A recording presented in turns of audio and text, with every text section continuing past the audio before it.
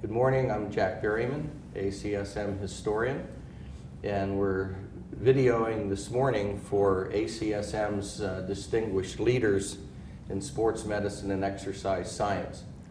And I'm really pleased to be talking this morning with Brian Sharkey, one of the past presidents of ACSM back in the early 90s, and we'll talk about that, Brian.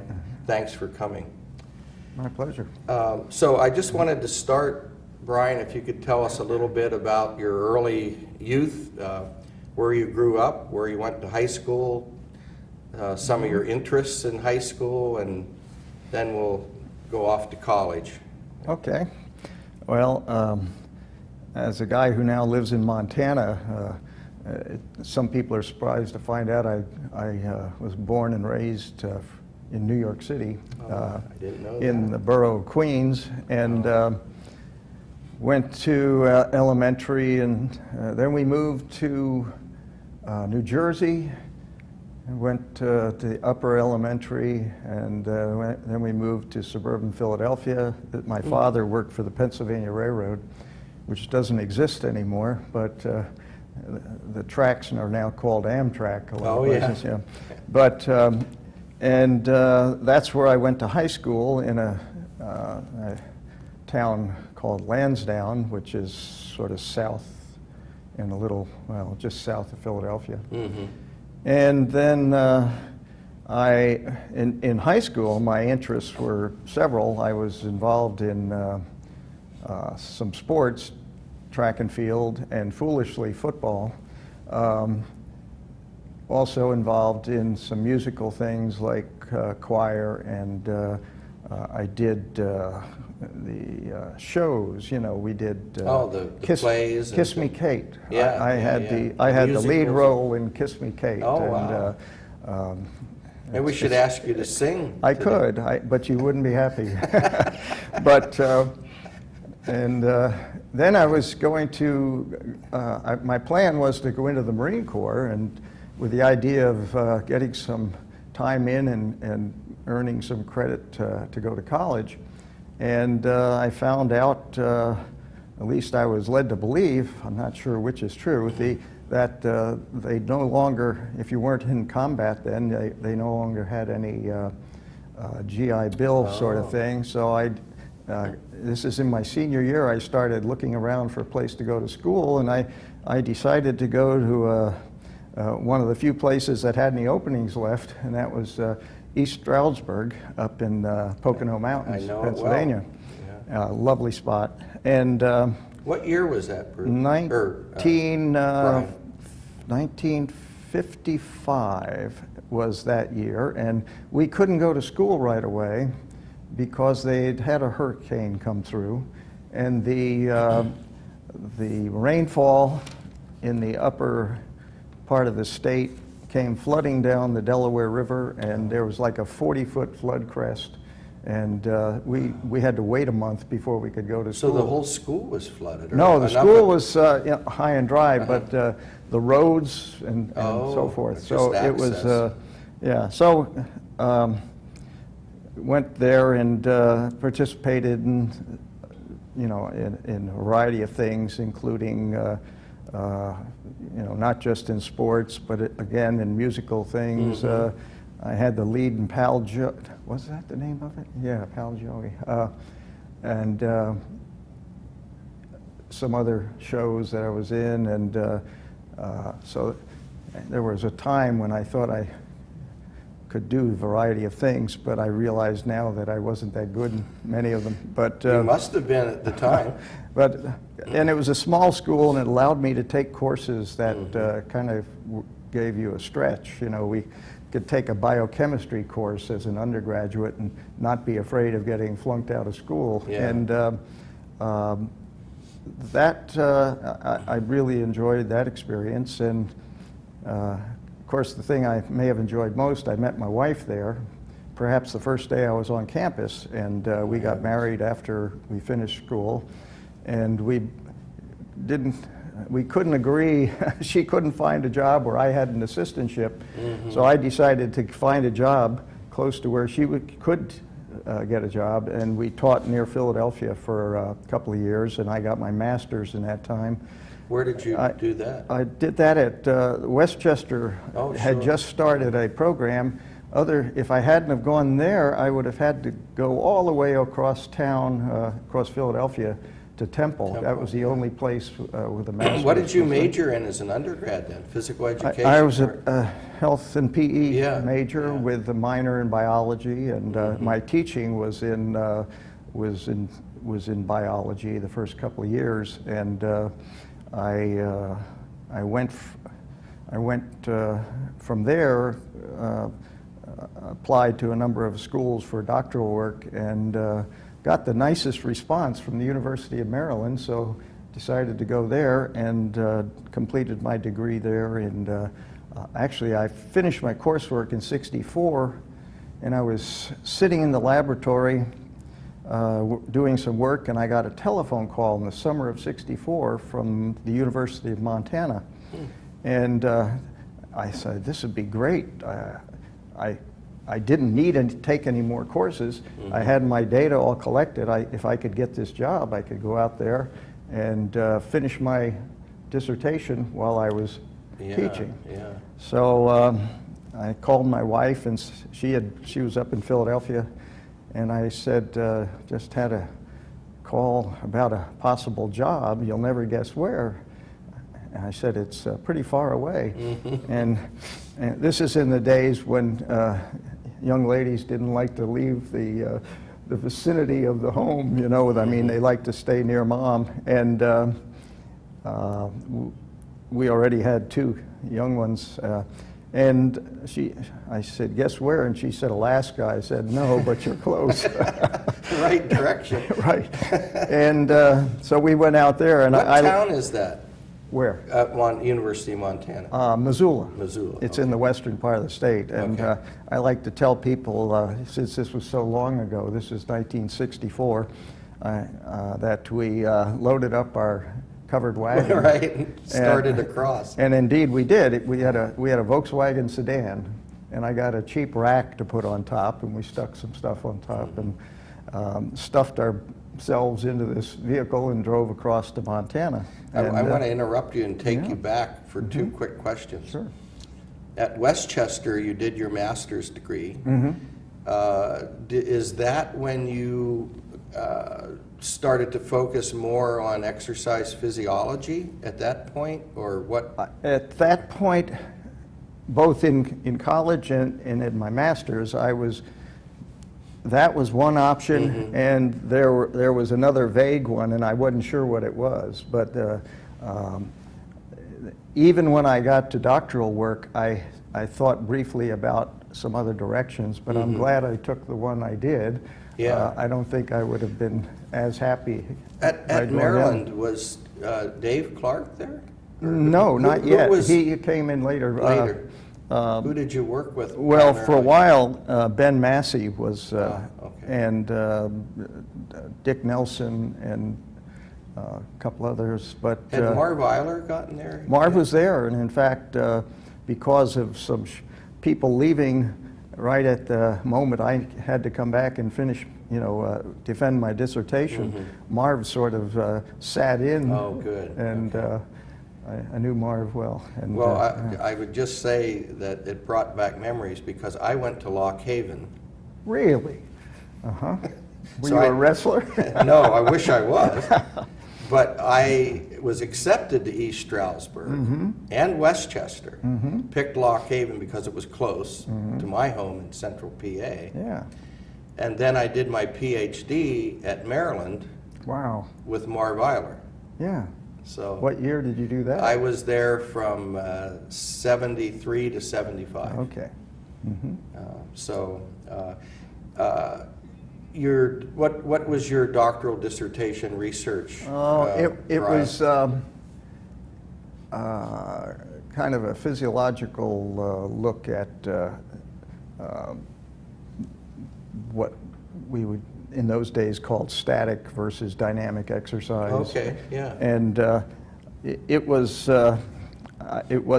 the greatest thing I've ever done, but one had to get something and pursue it if you were going to get the heck out and get a job. You had to get done. Right. Yeah. And my professor was left right when the time came for me to get into these things, so I had to pretty much function on my own Do it on your in that own. gap. Yeah. And but that's fine. You know, you do what you have to do to move on. So anyhow, sorry for the interruption, but so back to Missoula. That's 65 now? No, 64. 64. Yeah, I pulled into town and went to the office where my department head was, and he was telling me my responsibilities in terms of teaching and so forth. And one of the things that he had told me about on the telephone, by the way, I never had an in-person interview. This was before some of the equal opportunity affirmative action rules. Right. But he was telling me my responsibilities, and one of them was to coordinate a cooperative research agreement with the United States Forest Service.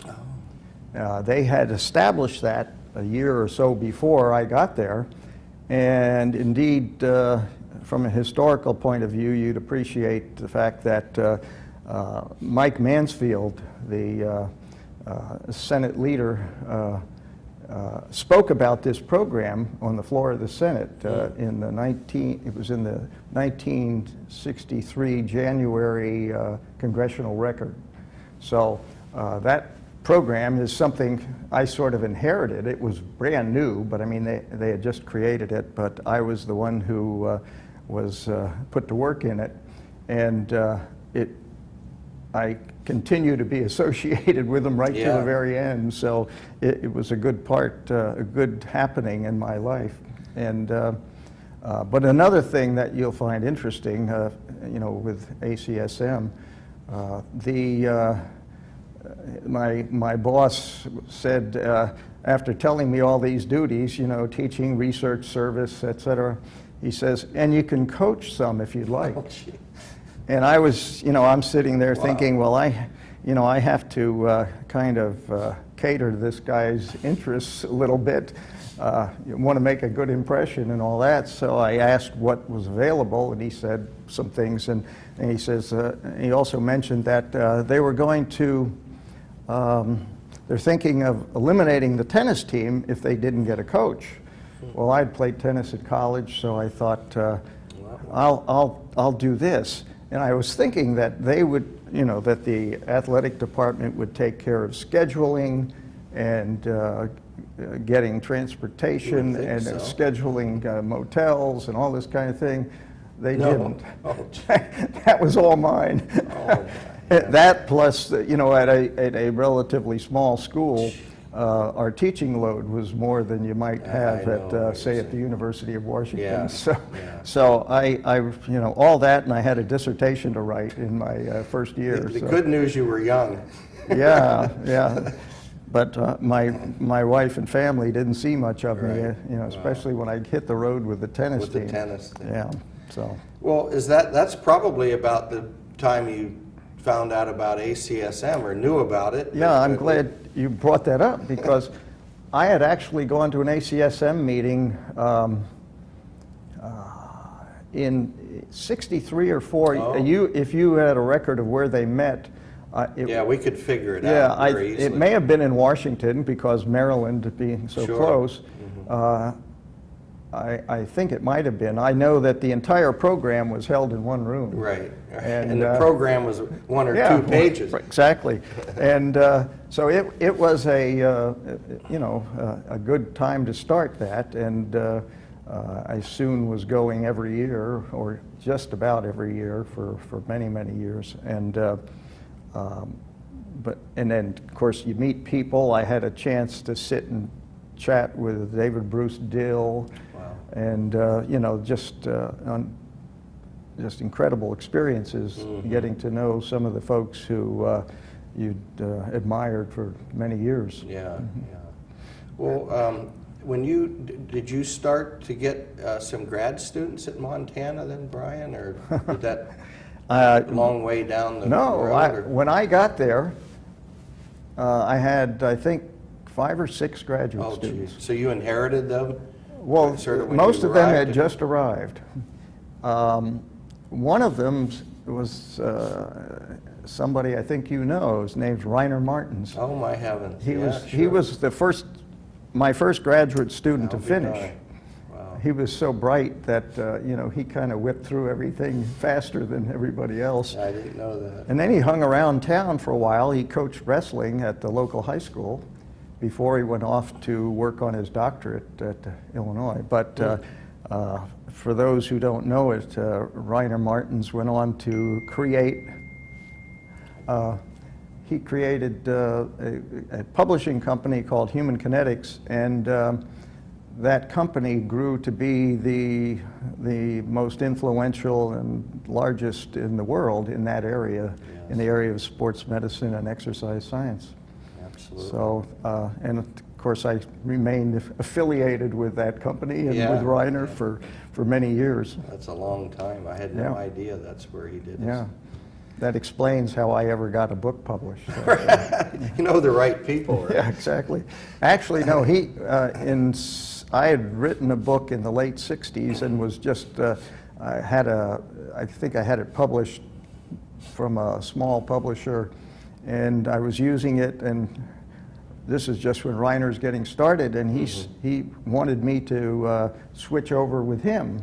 And after a while, I decided I'd do that, and I published a book with him in '79 that we're still revising. Wow. We've changed the title once, but the book is, still in motion. Of course, I got some help on it in recent years because just to make life a little easier. But, Yeah, and things change so fast too. yeah, you know? well, it's just you get tired of revising books all by yourself, so it's Yeah. good to have some company. I just realized time really is going fast. Okay. Brian, I wanted to get to your presidency of ACSM.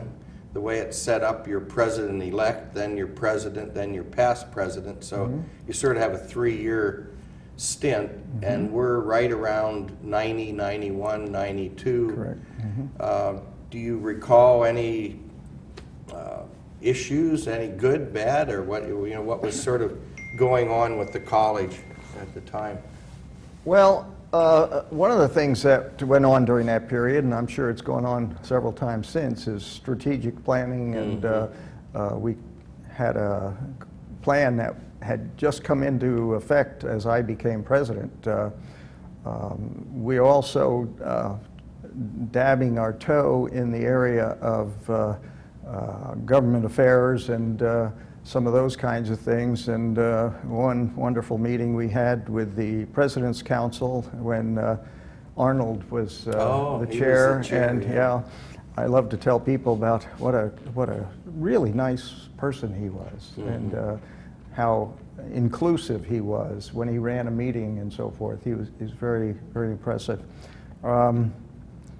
And let's see, because of that strategic plan, I decided not to go off on my own tangent, which a number of presidents have done. Yeah. And because we had this brand new plan with a number of things on it, and so those were the things that we focused on. But Did Jim Whitehead come? when you yeah, were I would say that president. It was right around maybe even when I was president-elect. President-elect, Yeah. maybe, yeah. So I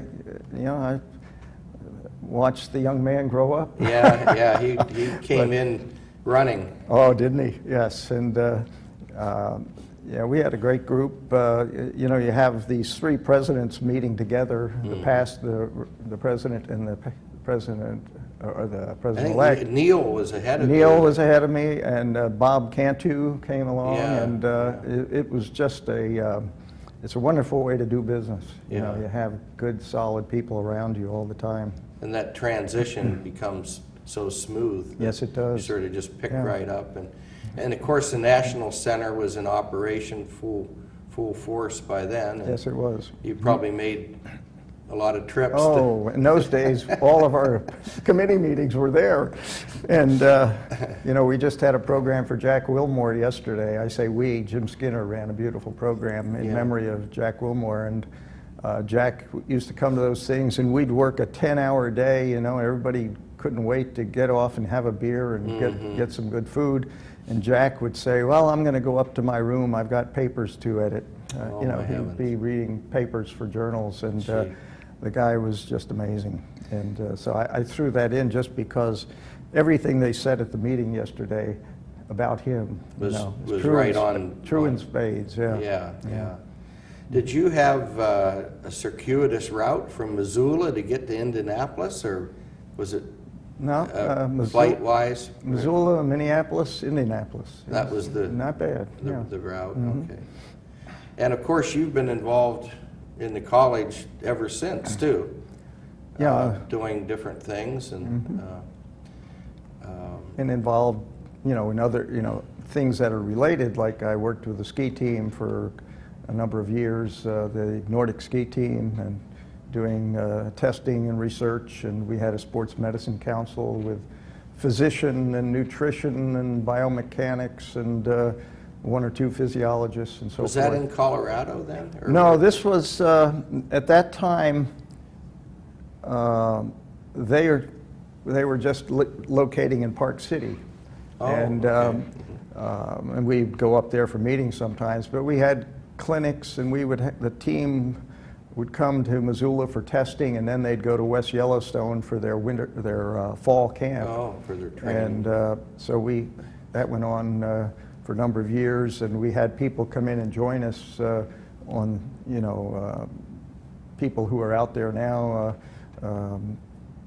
They'd come in and be engaged in the testing, and then go on to West Yellowstone to where we would meet with the coaches and the athletes. And that would have been fun. It was a lot of fun. And I have in my notes, we skipped over it. Evidently, you had gone up to University of Northern Colorado for I did, a stint, and then back to Missoula. Yeah, I did a postdoc at Penn State in 67, 68. Okay. That was focused on research and development, because my work with the Forest Service was not just research, but it had to do with developing products and things, or testing things for the field.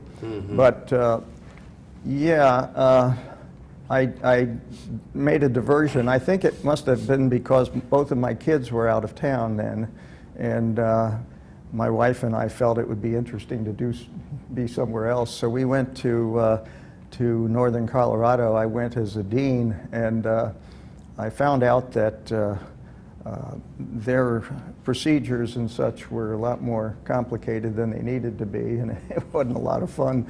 And I had a chance to then come back to Montana and to the Forest Service, and so I came back sort of 50-50 I see. From there. And it was, you know, Colorado is wonderful, but it is terribly crowded.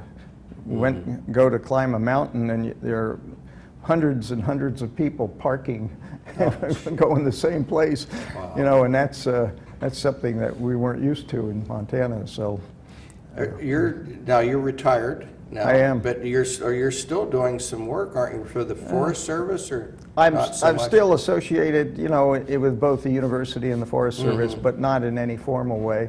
I help out with projects where I can, like the university. I just helped them put together their a newsletter because the department, the faculty are also busy. That wasn't getting done, and it's something we need to get out to the alumni and all. So, but in my retirement, I went through a period where I either wrote or revised 7 books in over a period of little over 7 years, and then I looked up and found out that the publishing business wasn't what it used to be, and so I decided that I think we may have one revision left in us for a book, but that's about it in terms of that business. But well, Brian, thank you. I told you 30 minutes goes fast. Was that 30 minutes? Yes. Wow. Thank you so much.